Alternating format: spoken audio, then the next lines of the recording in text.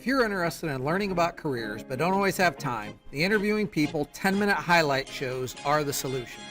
This week's highlights are from my interview with Lacie Kern, who is a recruiting specialist for Nationwide Insurance, and she talks about her career journey, provides some resume tips, and much more. Sit back, relax, and enjoy the highlights of our conversation.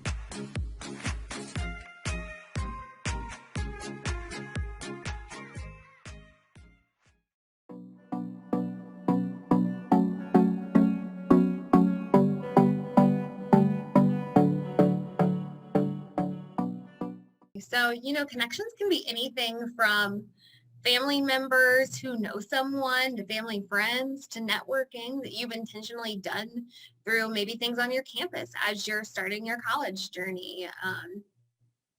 For me, without that connection, I probably wouldn't have landed. I did not have the resume that would have stood out to a company like Nationwide. That connection helped me get a conversation started.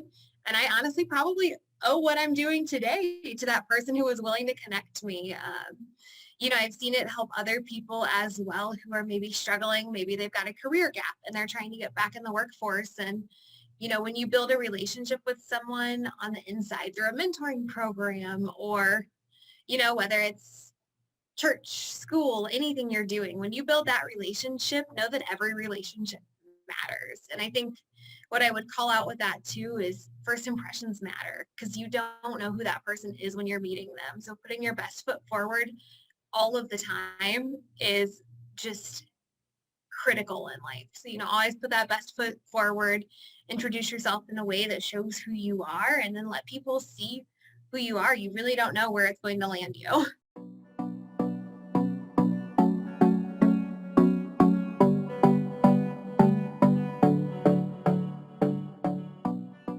So I'm really lucky because Nationwide has a program called the Future of Work, and it offers us access to several LinkedIn courses and all of the LinkedIn learning network. And then we also have requirements that we're expected to meet because professional development is really important and they value that and want us to know that. So through that, I had found a couple of certifications on there. I can't remember exactly which ones are listed on my profile, but was just able to broaden my knowledge a little bit. I think something that helps people grow especially as you're starting to build your career, is that curiosity and that willingness to keep pushing yourself to be better, not just landing and sitting stagnant, but when other people see that you're pushing yourself to be better, they're going to say, I want that person on my team because that person is really working hard. And they can see those other things you're doing, and reflecting that is invaluable when you're trying to grow.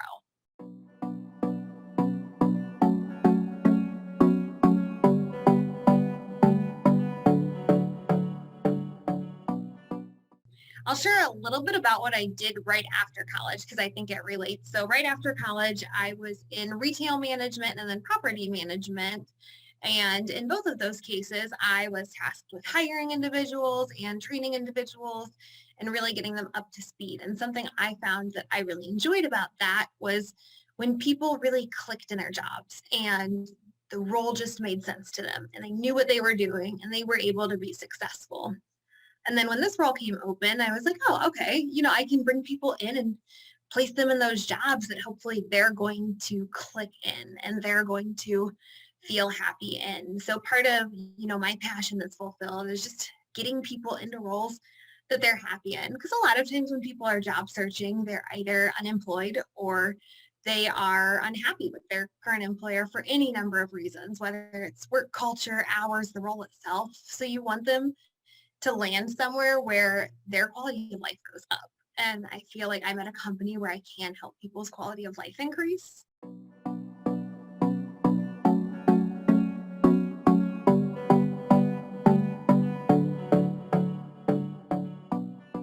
So I think, starting, it's really about determining what is the purpose of my resume and why do I have this piece of paper. And we hear people talk about resumes and cover letters and why they're important, but we don't necessarily talk about, what is this going to mean for me? And really your resume is there to tell your story.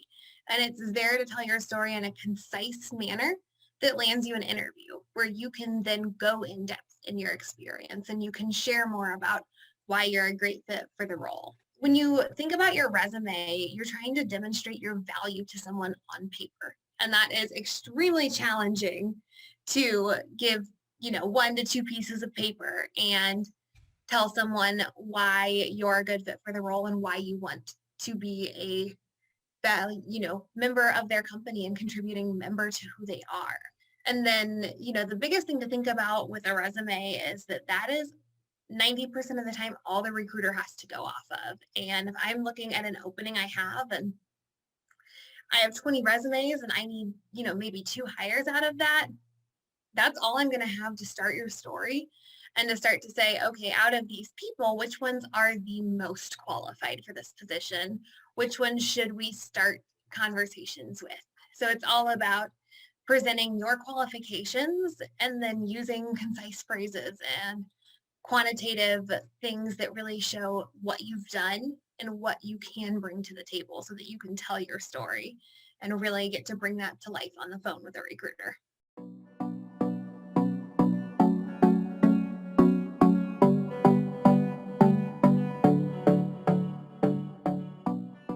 So the first one of those is chronological, and it's probably the one that most of you are familiar with. It's going to be starting at the beginning of your experience and really taking that and building it upwards. So maybe something that you did in 2012 is going to be all the way at the bottom. What you're doing currently is going to be all the way at the top. My big call out is don't flip those. It makes it really hard to read your resume if you start with your oldest experience and what you're doing currently is buried. Make sure the top is always what you're doing currently or did most recently. And then you're going to have some headings in there, maybe what you're looking for. You're going to have your education, your experience, your licenses, and maybe some call outs about volunteer work you do to call out that you're also an active member of the community. The next type of resume is going to be a functional resume. The difference with a functional resume is you are going to switch from focusing on that work history to what skills you have and what your experience has given you. This is going to help a lot if you're newer in the workforce or newer in your field. Maybe you only have one role and you put that on your resume and it doesn't look like you know as much as you really know. And you want to show, no, I'm educated. I know all of these skills. I bring these abilities to the table.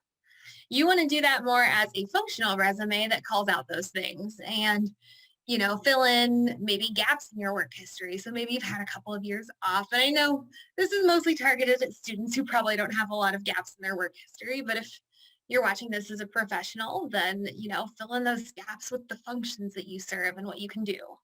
Your combination resume takes chronological and functional and it marries them together. So it's going to say, it's going to have a short synopsis of everything you've done in your history. So you're going to be able to see what positions a person has held. Are they staying in their roles? Are they, maybe hopping around every 6 months? Are they going to stay here, bring the return on investment and the training that we're going to put into them? But it's also going to show those skills that maybe you gained through that or you gained through experience before what you're listing on your resume. So I like this because it has everything combined into one. And then the last kind of resume, which is really going to apply to a very specific population of professionals, is the infographic. And it's going to have design elements more than text. It's going to use, maybe formatting, layouts. It's maybe going to have some graphics in there. And it's still going to have words, but it's going to be much more dynamic than a standard resume. And this is going to be relevant to those creative professionals. So maybe you are a graphic designer, or you work in something like user experience where you want to show that you can build something that really pulls the user in. Or maybe you're in an artistic field. Something like that is when I would say use an infographic resume that's going to automatically pop to those leaders.